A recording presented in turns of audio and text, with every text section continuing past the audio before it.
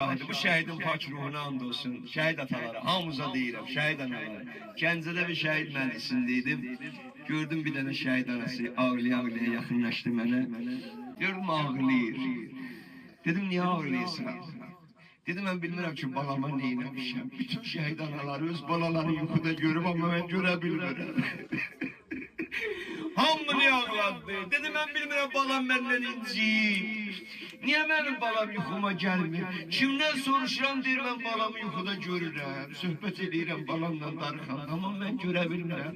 Dedim, nigaran olma, nigaran olma. Mən sənə söz verirəm, Allah'ın izniyle Allah səni balığına görüşdürəcək. Köneyün oğul aksaklarım yuyaram.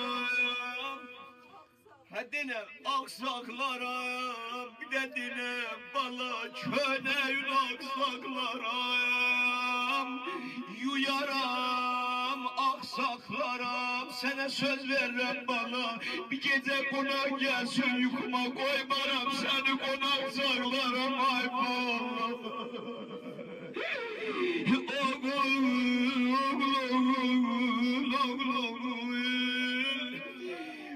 Yüreğimi yandıracağım iki sözle, ama beni bağışla, istəmirəm, Allah da şahiddir, mənə səndən də çətindir oxumaq. Mənim də evimi yıxır bu sözlər, mənim də yüreğimi yandırır, amma neyniyim, oğul, yaralıyam ay, yatmaram ay valla.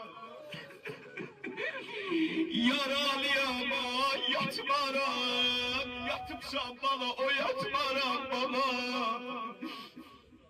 Oğluyorlar anan bak.